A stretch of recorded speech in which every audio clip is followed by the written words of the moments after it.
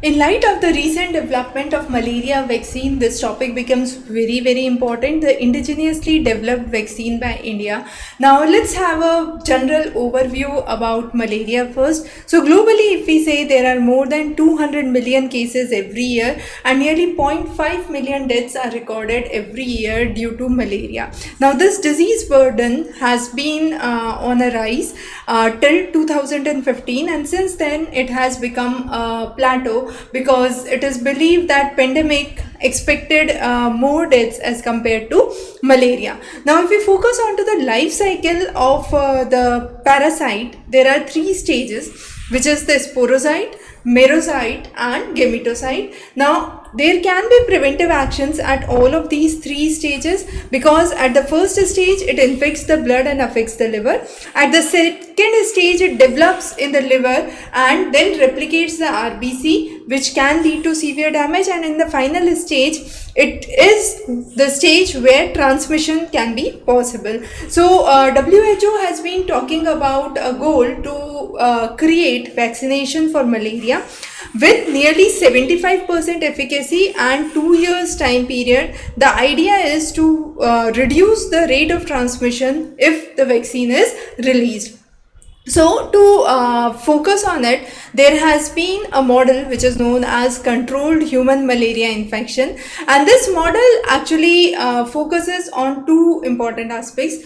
One is the traditional approach, which says that there is high variability in the exposure to the parasite, there is large number of subjects, longer time to assess the efficacy of the vaccine and the pre-existing immunity in an individual, if any. But there have been efforts to actually conduct trials on people for the benefit of the clinical trials that could be done.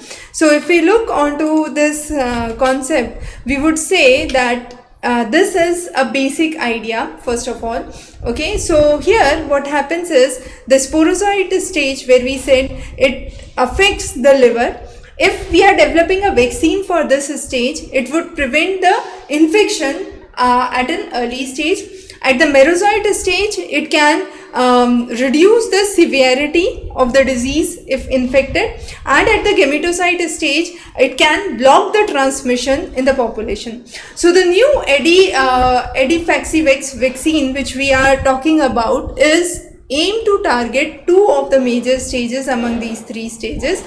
And again, it's important to understand, to have a maximum impact and to focus on elimination of malaria, there are three important things. One is the clinical trial and a proper implementation. So first of all, there would be multiple antigens which would increase the efficacy of the vaccine. Then the transmission would be checked, the vaccine modifications would be done.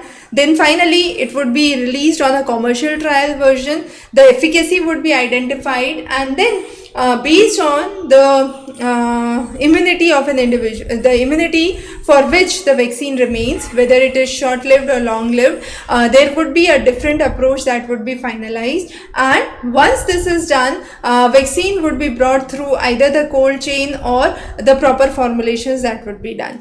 Now, Falcivex, since it's Plasmodium falciparum, so it is the falci which has been added here. So Falcivex is the name of the vaccine that we are aiming to create. This has been done with ICMR, the Indian Council for Medical Research, along with the Regional Medical Research Center at Bhubaneswar, also with the National Institute of Immunology. The three of them are together partnering to create this dual effect mechanism, which protects not only the human infection at the early stage, but at the late stage reduces the transmission in the society. So if we look onto the conventional vaccination versus normal the new vaccination that is being developed, this Ediflexivex provides broader protection, lowers the immune evasion risk, and has potential for long-term immunity.